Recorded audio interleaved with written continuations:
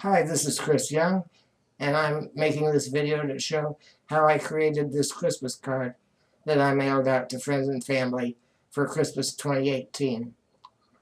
I've been creating computer-generated Christmas cards every year since 1995, and I've kind of run out of ideas. This one was a little bit simpler than most of my cards. Here's a brief slideshow of some of my previous cards. We've done nativity scene, the wise men, Mary and Joseph, shepherds and angels, peace on earth, a scene under the tree, an entire Christmas tree, Christmas stockings, Christmas dinner. So this one's a little simpler than some. All of my images have been created with the persistence of vision ray tracer, otherwise known as POV-Ray. Ray tracing allows for realistic reflections between the Christmas ornaments, a feature that other kinds of renderers cannot do. While most of my images are completely original, this one has been influenced by some classic POV-Ray renderings. There's this image from the POV-Ray 3.0 splash screen that features multicolored balls reflecting one another. It was created by POV-Ray developer and artist Dan Farmer. He created this image using a utility called suds that makes spheres that touch one another like soap suds. POV team leader Chris Casey was able to locate a copy of that program for me, but it was compiled for 16-bit Windows and would not run under modern Windows operating systems. Rather than try to recreate the program from its source code, I just developed my own algorithm for randomly placing the spheres in the scene.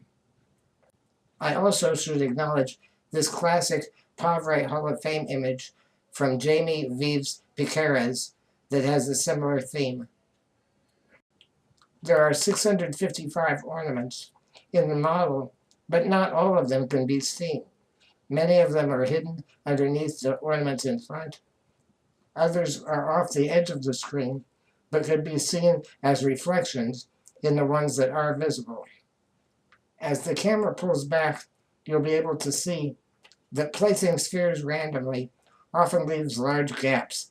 If I had cropped the image along the right lines, there would still be huge gaps in the placement of the spheres. A truly random placement of objects does not guarantee uniform distribution.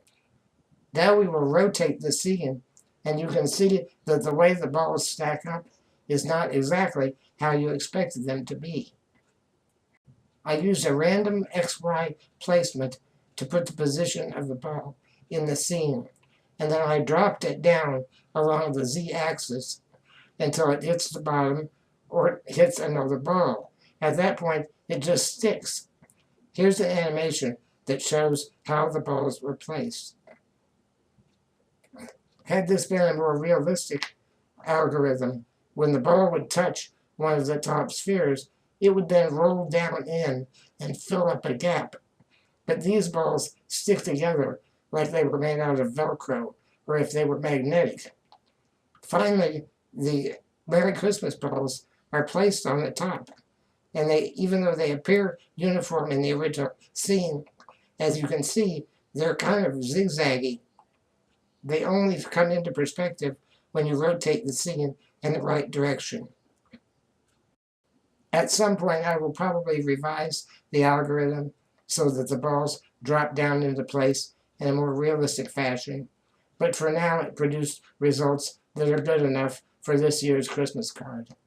Merry Christmas to all, and may you have a safe and blessed New Year.